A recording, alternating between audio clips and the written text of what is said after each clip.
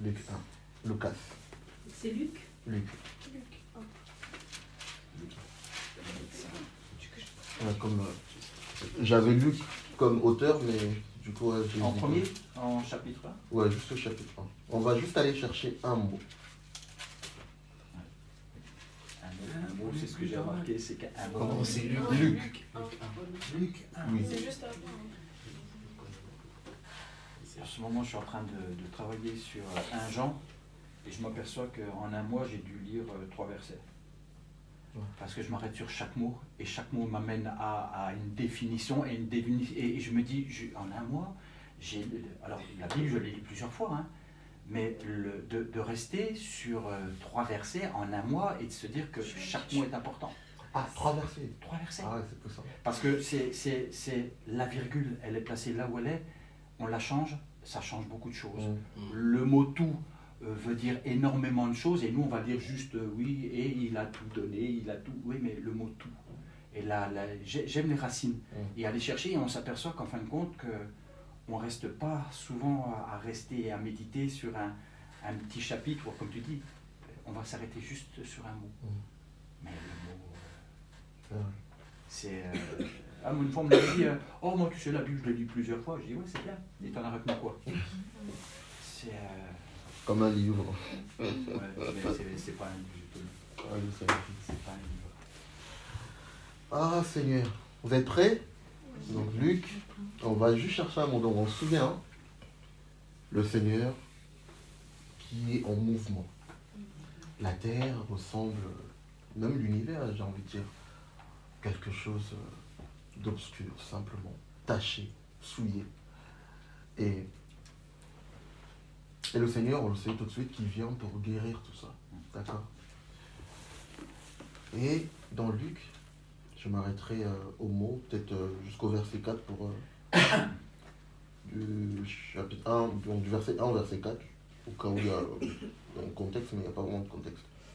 Donc il est dit, parce que beaucoup se sont appliqués à mettre par ordre un récit des événements qui ont été pleinement certifiés parmi nous, conformément à ceux que nous ont transmis ceux qui, dès le commencement, sont devenus témoins oculaires et serviteurs de la parole. Il m'a semblé bon à moi aussi, qui ai suivi exactement toutes ces choses dès l'origine, de te les écrire dans leur ordre, très excellence Théophile, afin que tu reconnaisses la sûreté des paroles que l'on t'a enseignées oralement. Théophile, ici, il y a beaucoup de débats. Certains pensent que, selon l'histoire, certains pensent que ça peut être quelqu'un de gradé, peut-être dans l'armée ou peut-être dans un gouvernement. Ou sinon, on peut juste aller dans l'étymologie du mot. Théophile, ici, c'est ami du savoir. Ou ami de Dieu. Théo pour Dieu et philo pour le savoir. Ouais, c'est ça. Ça. Donc c'est comme ça on peut définir. Quand il parle à Théophile ici, il parle peut-être pas à un seul individu. Et d'ailleurs on voit bien que avec le S, avec leur nom, il y avait toujours des S à l'époque, donc je ne partirai pas sur ce terrain-là. Mais ici, il parle à un ensemble d'individus qui aiment le Seigneur ou qui sont amis du Seigneur. C'est comme ça aussi qu'on peut le définir. Mais ce n'est pas notre priorité aujourd'hui.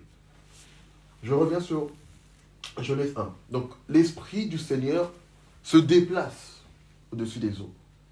Il n'y a absolument rien. Mais, tout de suite, le Seigneur va faire quoi? Il va faire appel à la lumière, ou à sa lumière. Jean 1, on nous présente la parole, et par la suite, tout de suite, on dirait comme s'il y avait une sorte de changement entre la parole et la lumière. Donc on commence par la parole, on nous dit finalement qu'il y a un témoin qui viendra pour nous parler de la lumière. Donc on nous parle de Yohanan le Baptiste, et par la suite on nous dit que la lumière finalement a dressé sa tente parmi les hommes, donc elle s'est fait un corps de chair, et cette lumière-là a un nom. D'accord? Ça parle à tout le monde jusqu'à là? Regarde. Et ici, si tout le monde a lu, on parle, en tout cas Lucas explique les choses de cette manière. Il dit que là,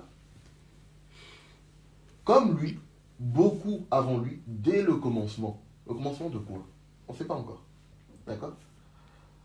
Ils ont fait en sorte de faire des récits qu'ils ont peut-être reçus de manière orale, des témoignages, des discours, des événements, qu'ils ont tous écrits ou qu'ils ont tous racontés. Et ça arrivait aux oreilles de quelqu'un qui par la suite l'a écrit et certains encore reçus, encore reçus, encore reçus. Jusqu'à ce que là, il va préciser. Il va dire au verset 2, conformément à ce que nous ont transmis ceux qui, dès le commencement, sont devenus témoins oculaires. Et c'est ça le mot que je cherche, témoin. Si on est tous dans le noir ici, il peut se passer des choses, mais personne ne pourra le raconter. On pourra peut-être dire j'ai entendu un bruit. Mais si on veut donner les détails, souvent on a besoin des yeux. On a besoin de ce rapport direct avec l'œil et la situation, l'œil et l'événement qui s'y passe. Et donc le Seigneur, qu'est-ce qu'il va faire dans Genèse? C'est qu'il va projeter sa lumière pour montrer maintenant, au travers des âges, tous ses bienfaits et sa volonté parfaite, jusqu'à ce qu'on arrive à la croix. Et donc, ça veut dire que le Seigneur nous a créés. Tout le monde a donné des très, très bonnes réponses, il n'y a pas de problème. Mais il nous a aussi créés pour qu'on soit témoins de tout ce qu'il a fait. Dès le commencement. Pour qu'on soit ceux qui vont raconter les bienfaits du Seigneur. Et c'est pour ça même que lorsque Yoshua va arriver, il va donner le message qu'il était, le message de la vie et tout ça. Il va envoyer ses disciples d'aller apporter cette bonne nouvelle. D'aller prêcher cette bonne nouvelle jusqu'aux extrémités de la terre. Parce qu'on est toujours dans un monde où il y aura toujours ceux qui comprendront, sauront ou s'attacheront au Seigneur tout de suite. Et ceux pour qui il faut que la parole vienne et perce. Et c'est de là que rentre l'introduction à la lumière. Cette lumière est déjà pour toi, mon frère, pour toi, ma soeur.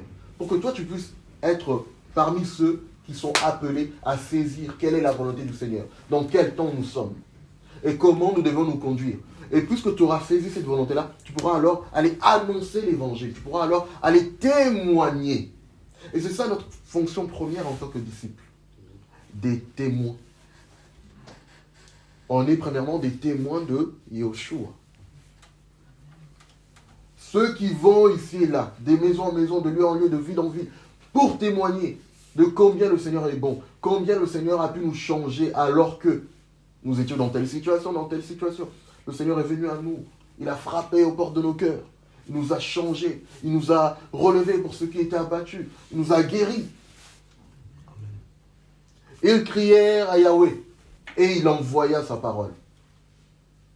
Nous sommes de ceux qui doivent rappeler que la montagne qui est comme les problèmes qui ressemblent à des montagnes pour des individus X ou Y, ben, au-delà de ces montagnes, il y a une main qui porte secours. Il y a un être qui est assis sur un trône qui peut sauver. Et le plus important pour nous, c'est quoi? C'est de nous rappeler qu'avant toute chose, il a montré ses œuvres. Avant toute chose, il a voulu qu'il y ait des témoins qui pourront raconter. Alléluia. Yohanan monte au ciel. Il arrive, il panique, il pleure. Et il y avait un témoin, alors que tout le monde était en train d'adorer. On a bien dit tout à l'heure. Il nous a créés pour l'adorer. Tout le monde au ciel adorait. Mais il y avait un témoin pour rassurer Yohanan.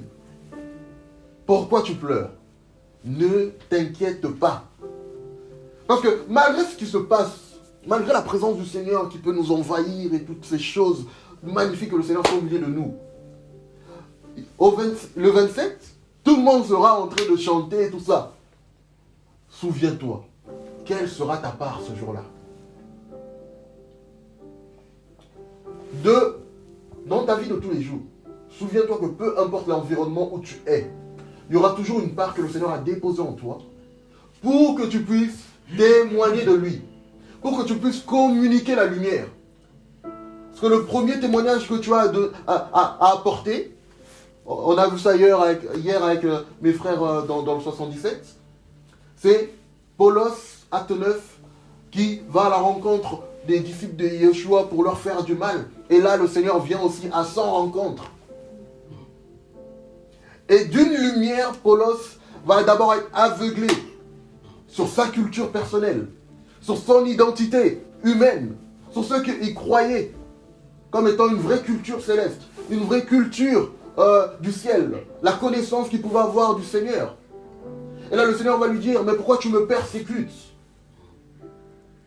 Pourquoi t'attaques-tu à mes témoins? Donc le Seigneur va empêcher le témoignage que lui, il avait des hommes, de l'éducation des hommes. Un ancien a pu lui dire ça. Gamaliel a pu lui enseigner des choses qu'il a vues, qui sont devenues des témoignages de vie pour lui. Il avait une Torah de Moshe. C'était un témoignage qui résonnait selon lui, selon son être. Et pourtant, il va être maintenant à la rencontre de la vraie lumière. Et là, il y a le changement radical. Et il a dit que de ses yeux tombaient comme des écailles. Et il a vu. Et il a vu. Il faut d'abord être percuté par la lumière du Seigneur, afin de pouvoir voir la silhouette qui se cache derrière la personne de Yahushua. Et dans ce noir total, le Seigneur qui avait déjà prévu toutes choses, et il nous introduit avec un message qui est inscrit dans nos cœurs. Et il s'est passé des choses, l'homme a quitté le jardin, le Seigneur a commencé à revenir au travers d'Abraham, au travers de sa lignée jusqu'à Moshe. Et puis le Seigneur va écrire sur les tables de pierre une loi pour nous rappeler qu'on a un témoignage qui a été marqué dans nos cœurs. Souvenez-vous de ce témoignage. Et il manquait encore la lumière. Et le Seigneur, qu'est-ce qu'il va faire? Il va porter encore de nouveau la lumière. Et venir maintenant en tant que l'être humain parfait. Et quand je parle de perfection, je ne parle pas en termes de la chair, mais en termes de l'obéissance, en termes d'un cœur qui était prêt à tout subir pour plaire au Père Céleste. Et ces situations vont être traversées, Gethsémani, la pression, le Seigneur va vaincre jusqu'à la mort. Il va vaincre les difficultés, les situations compliquées. Pourquoi? Parce qu'il lui fallait tout vaincre pour récupérer notre couronne. Pour récupérer les clés qu'on avait perdues, l'autorité qu'on avait perdue, le témoignage qu'on avait perdu. Vous vous souvenez, le Père aime beaucoup témoigner de ses enfants. Il y a un homme du nom de Job. Et il a dit que Satan se baladait, et puis le Seigneur va lui parler en lui disant, alors, tu as vu là-bas, dans l'Oise, il y a mon petit Job, très intègre. Et il va dire, ouais, mais Seigneur, ouais, intègre, c'est normal, tu le gardes, voilà, tu mets une sorte de sphère autour de lui, je peux pas l'atteindre. Je peux pas l'atteindre. Et dans le jardin, c'était la même chose. Le jardin, c'était cette protection autour de nous, une forteresse pour nous. Et à cause de la volonté humaine, toujours, on ne sait pas à quel moment ça a commencé, ce désir de vouloir toucher à ce fruit ou à cet arbre, mais ça arrivait. Et c'était déjà une porte ouverte. Parce que tout commence par la pensée. Donc, au moment où la pensée s'est bien mûrie, c'est là où on nous dit qu'il y a un serpent qui est là. Sauf que ce serpent-là ne pouvait pas avoir ce type de comportement si au travers de l'homme, il n'y avait pas déjà du déséquilibre. Maintenant, le Seigneur est juste, il a jugé le serpent, il a jugé les hommes, parce que c'est dans sa justice. Mais s'il n'y avait pas un cœur défaillant, un cœur tortueux, un cœur double de face, il n'y aurait pas eu cette évolution. Mais alléluia, le Seigneur savait. Et le Seigneur a fait confiance en l'homme. En disant, je sais ce qui va arriver, mais je te laisse faire le bon choix. Il a fait la même chose avec Caïn. Le péché est couché devant ta porte. Domine. Parce que dès le départ, nous avons les clés pour dominer. Dès le départ, nous portons en nous le bon témoignage. Le témoignage de la vie. Le témoignage de la vérité. Le témoignage de l'esprit. Nous savons dès le départ qui était le maître pour nous et combien il nous aimait. Et ce témoignage, au fur et à mesure des années, des générations, s'amenuisait. Et le Seigneur va envoyer des hommes, va envoyer des femmes, va envoyer des juges, va envoyer des êtres qui va remplir avec une puissance, avec une autorité. Et malgré tout ça, les hommes, ils voulaient des rois humains, ils voulaient une autorité humaine devant eux, et ils se créaient même des divinités. Parce que l'homme a perdu son héritage. Et on voit dans Yohanan 4, le Seigneur va dire quoi? Ce n'est plus à Yerushalayim, ni dans aucune montagne. Parce qu'ils avaient même perdu la notion du lieu où on doit adorer. Et parce qu'on se souvient, hein, le temple était lié à une volonté humaine. On est d'accord? Ce que le Seigneur a permis de construire, qui avait une sorte de duplication entre le ciel et la terre, c'était l'arche. L'arche de l'Alliance. Le tabernacle. Mais au moment où ils vont vouloir mettre en place le temple physique, David va annoncer cette volonté, le Seigneur va dire, d'accord, mais c'est ton fils qui le mènera à bien. Et on voit bien que cette volonté n'était pas la volonté du Seigneur de vouloir rester à un même lieu. Parce que c'est comme la lumière du soleil. Quand il se lève, on voit qu'il monte progressivement jusqu'à atteindre les extrémités. C'est comme ça que le Seigneur veut. C'est comme ça que le Seigneur marche. Et c'est comme ça que le Seigneur fonctionne.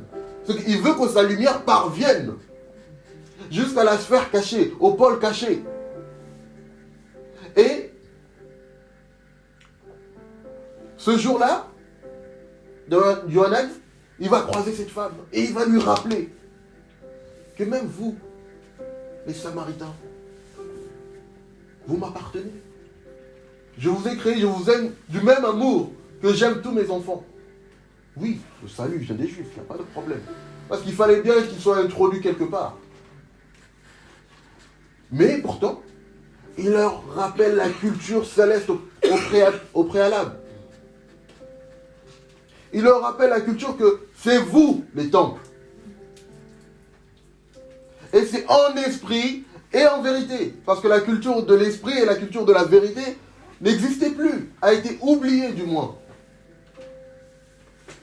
Et c'est cette pensée qui m'anime aujourd'hui. Est-ce que tu te souviens? Est-ce que tu te souviens de ton rôle? Est-ce que tu te souviens dans le corps là où le Seigneur t'a placé? Parce que si je me souviens de qui je suis, si la lumière est autour de moi pour savoir quelle sorte de puzzle je suis, pièce de puzzle je suis, où je dois être positionné, je ne vais pas envier ma sœur qui est positionnée plus là-bas, plus là-bas. Parce qu'on a tous un rôle à jouer dans le corps. Et ton rôle n'est pas inférieur à mon rôle. Mon rôle n'est pas plus important que ton rôle. On a tous un rôle à jouer. Parce que nous le faisons pour rendre gloire au Seigneur. De la même manière que le Seigneur t'a éclairé, tu dois assimiler cela et marcher de telle sorte qu'au travers de ta vie, le Seigneur éclairera le monde. Parce que souvent on l'oublie. Le Mashiach est unique, il n'y a pas de problème. Mais l'image du Fils qu'il a emprunté tout au long de ses 33 ans, voire plus selon l'histoire, cette image-là est l'image de la personne que tu dois être, que je dois être. Un homme, une femme de caractère, un homme, une femme de prière, un homme, une femme de foi, un homme, une femme qui n'a pas peur de témoigner que si je fais, c'est parce que j'ai vu le Père faire. Des hommes déterminés, des femmes déterminées, avec une discipline céleste, une culture céleste. Et je n'ai pas peur de ce témoignage. Peu importe ce que les gens diront de moi, je sais qui je suis dans le Mashiach. Oui, je suis faible, mais adorateur. Je sais où je vais, je sais où le Seigneur m'attend. Et je me soumets de toutes mes forces pour toujours accomplir la volonté du Père. Où que je sois. Car oui, il peut m'arriver de faillir, de faiblir et tout ça. Mais Seigneur, que je n'oublie pas le témoignage que tu as déposé dans mon cœur. Parce qu'il faut que j'annonce ton nom. Je ne sais pas qui sera touché. Je ne sais pas qui va être sauvé. Je n'ai même pas besoin d'être dans les hôpitaux ou peu importe le lieu. Seigneur, de chez moi. Je peux proclamer cela de chez moi. La détermination.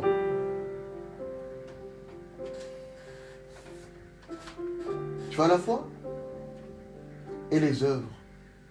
Tu aimes le Seigneur? Mais comment tu le sais?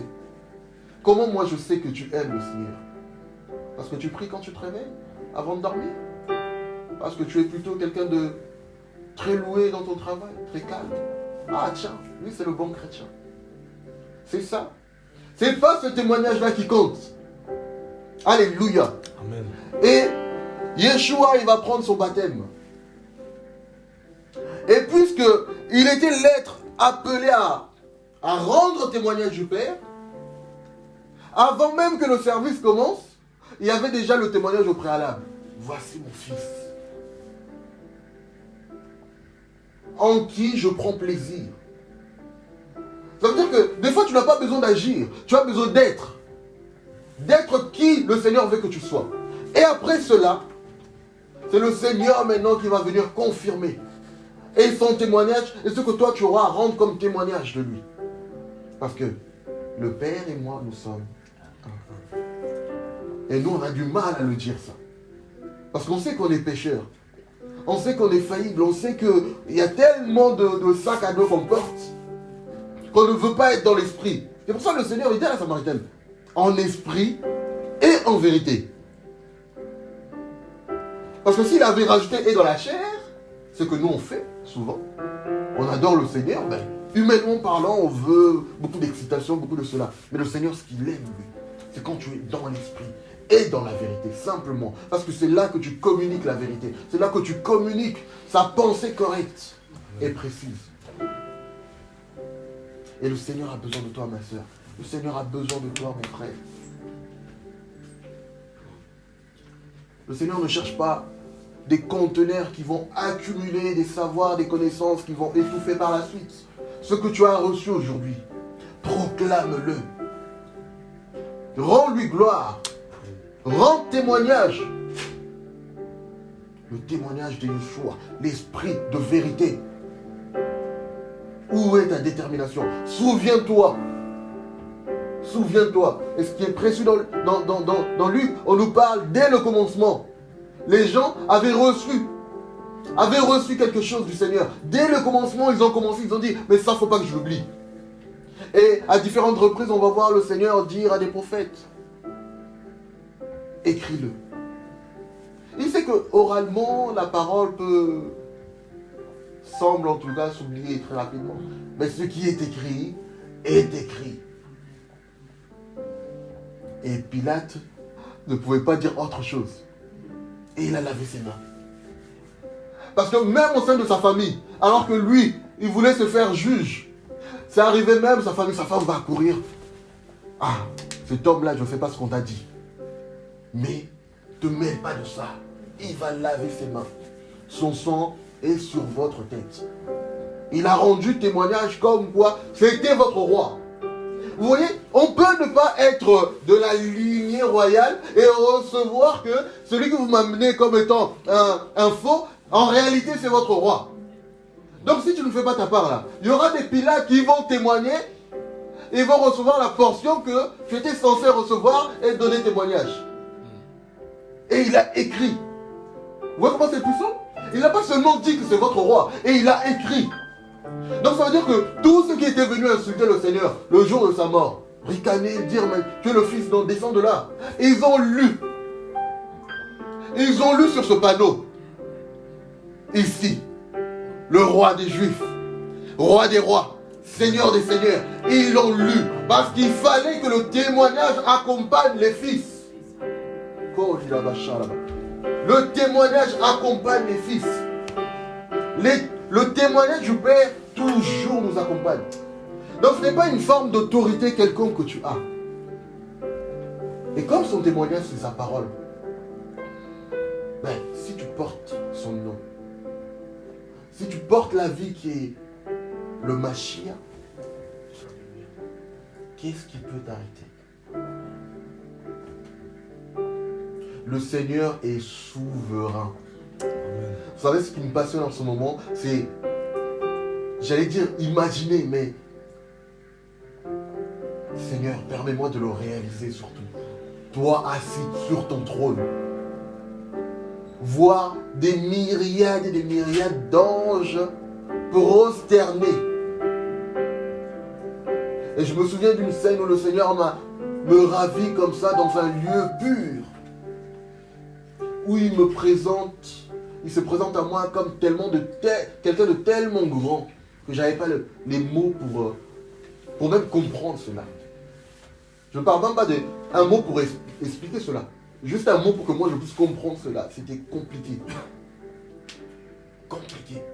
Et ce jour-là, quand je vais arriver devant lui, je vais être écrasé par l'atmosphère autour de lui. Il y a une gravité tellement dense. Et quand je dis dense, le mot est très petit. Tellement dense ce jour-là. Et je criais de peur mais Seigneur, je vais mourir. C'est trop. Ma tête ne pouvait pas se lever. Donc, ils sont carrément spéciaux, hein, les anges qui arrivent à lever leur tête. Et j'en partageais avec des frères. Je disais, mais pour moi, je pense que c'est drôle. Je pense qu'au ciel, ceux qui portent des couronnes au ciel, ils n'ont pas le temps de garder leur couronne. Déjà, le fait juste, il est sain. La couronne, elle tombe toute seule. Donc, si la couronne, elle tient vraiment, donc ça veut dire le temps qu'ils prennent la couronne pour déposer, il y en a qui a dit déjà 1000 fois saint. Donc, il est en retard. Donc, finalement, ils ne portent pas leur couronne. Ils laissent les couronnes au sol. Parce que le Seigneur est tellement saint que tu n'as pas le temps à perdre. Hein? Il faut que tu reçoives le témoignage de l'aspect qui va suivre. Il faut que tu reçoives le témoignage de l'aspect suivant. Donc tu n'as pas le temps d'avoir une couronne. Ça peut être lourd, ça peut te fatiguer. Donc tu veux être allégé. Ça peut devenir un fardeau de porter une couronne au ciel. Parce qu'il y en a un seul qui doit le porter. Alléluia. Et tout le monde à genoux, tout le monde prosterné pour recevoir le témoignage de la vie, le témoignage du roi des rois. Alléluia. Le temps de la grâce n'est pas fini. Le Seigneur essuiera les larmes. Les eaux sortiront du trône de gloire et touchera les eaux du monde. Et les arbres seront guéris. La mer morte guérie. C'est terrible. Mais avant tout, tu dois être à ta place. La place où le Seigneur te veut. Pour que tu puisses être un bon annonciateur. Je me tiens en sentinelle. Je me tiens en sentinelle. Et qu'est-ce que tu dois annoncer? Cela est lié à l'intimité que tu as avec le Seigneur. Ce que tu reçois, c'est ce que tu proclameras. Tu dois faire sonner ce chauffard. C'est le moment. Ça ne passera pas par quelqu'un d'autre. Tu es aussi utile que les prophètes passés. Tu es aussi utile que les apôtres passés. Tu es aussi utile que tous ces hommes et femmes qui souffrent. Pour que le nom du Seigneur soit glorifié. Pour que le nom du Seigneur soit entendu de tous. Tu es utile, ma soeur, mon frère. Regarde l'importance que le Seigneur te donne, nous donne. Waouh. Et il a dit, la lumière apparaîtra. Et la lumière apparut. Et donc, c'est dans ce laps de temps que tu as été manifesté, que tu as été créé, que tu as été engendré. Ça veut dire que la personne que tu es, ton identité est liée à cette lumière. On ne peut même pas essayer de t'étouffer. C'est pas parce que le soleil, on ne le voit pas qu'il n'existe plus. Oui, il y a eu un moment où tu étais fatigué, que tu ne connaissais pas le Seigneur. Tu étais caché. Aujourd'hui, tu as reçu la vie. N'étouffe pas cette vie. N'étouffe pas cette parole. N'étouffe pas le nom que tu as reçu. Le nom qui apporte la vie. Alléluia.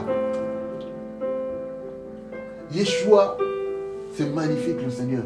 Vous savez, des fois,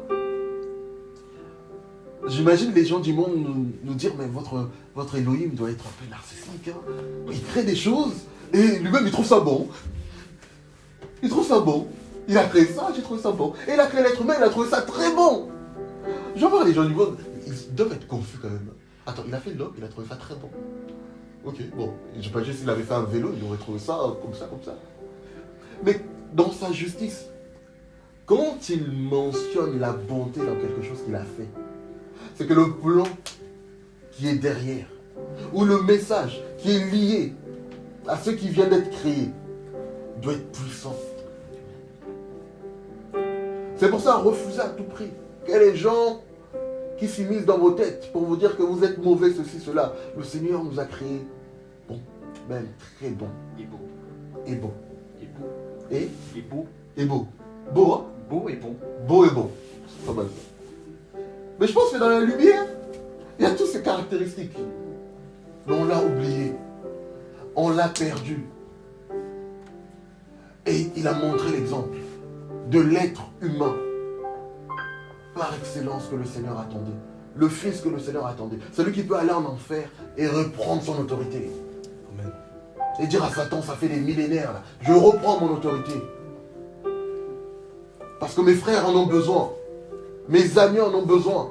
Et il a fait de toi son ami, son frère, sa sœur. Et vous voyez, tellement puissant, qu'il n'était pas encore mort qu'il donna déjà les clés à un homme. Il lui a donné la capacité de lier au ciel, de lier sur terre. Ça veut dire que le témoignage que tu peux annoncer sur terre est validé. Le Seigneur dans son amour. Quelle grâce! Je n'ai pas peur de le dire haut et fort. Je suis amoureux. Et ma femme, attention, faut pas être jalouse. Ah! On peut rien faire à ce niveau-là. On peut rien faire à ce niveau-là. Parce que quand il touche un cœur, quand il vient avec la détermination de te changer, tu as beau connaître les lettres N-O-N, ça n'existera plus. Parce qu'il est accompagné d'une autorité telle que la rencontre, les écailles tombent. Alléluia. Et aujourd'hui, je le crois, c'est un jour du renouvellement.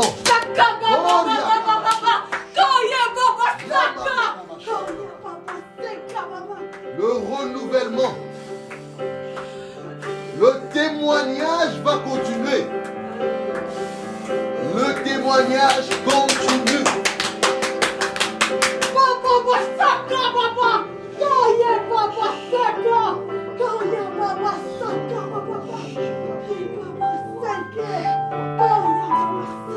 Et il marche. L'Esprit du Seigneur se mouve sur les eaux. Tu es une mer agitée. Et le Seigneur vient se dresser, arrêter les tempêtes qui chamboulent ta vie. Et donner un témoignage nouveau. Le témoignage de la vie.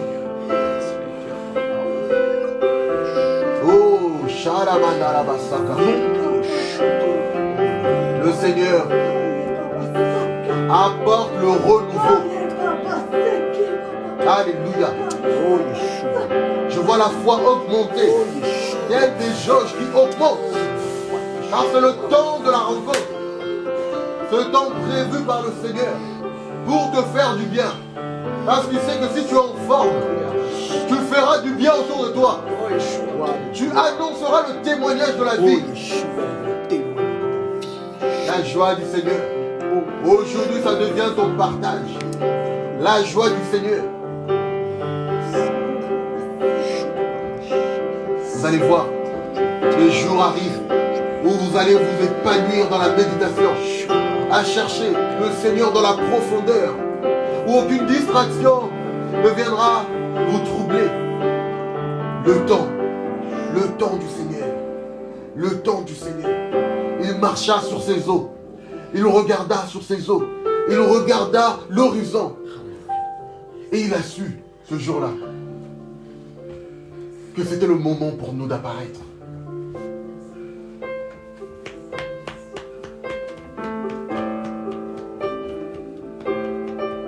Yeshua, ne l'oublie pas, que le témoignage le plus puissant que tu peux porter dans ta vie, c'est le nom de Yeshua. Et la Bible nous dit que ce nom est au-dessus de tous les noms. Tous les noms. Aussi bien dans le corps du Mashiach, aussi bien sur terre, il y a une place qu'il a préparée pour toi là-haut. Et il faut absolument que tu arrives avec le témoignage Le témoignage adéquat. Le témoignage. Et il a pris comme témoin le ciel. Il a pris comme témoin la terre. Proverbe 15, verset 3 par là. On nous dit que les yeux de Yahweh regardent sur toute la terre, cherchant, regardant les bons comme les mauvais. Et le Seigneur veut trouver du bon en toi.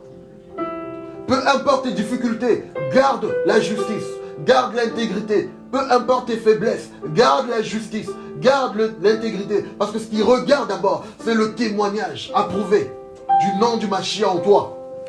Le sang de l'agneau. Et sur terre, ces jours-là, Yohanan, affolé, paniqué. Qui brisera ce livre?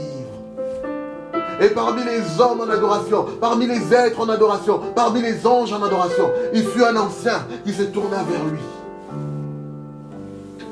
pour le rassurer, pour lui apporter un témoignage que le temps de la terre n'était pas fini. Alléluia. Qu'un agneau fut trouvé digne, qu'un être fut trouvé digne, validé par les hommes, par les prêtres, par le ciel, et son sacrifice était digne de louange, et il t'a sauvé par cela. Yeshua.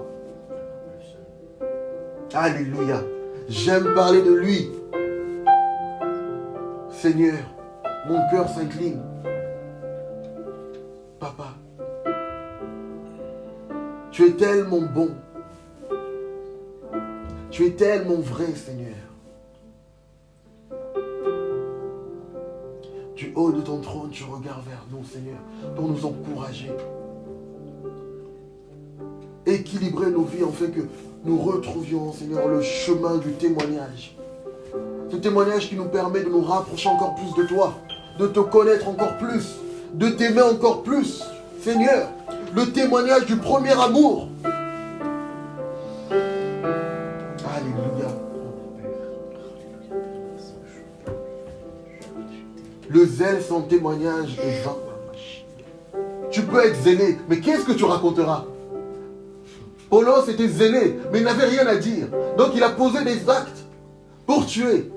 Et on verra que quelqu'un qui n'a pas de témoignage, qui va avec son zèle, finira forcément par faire du tort.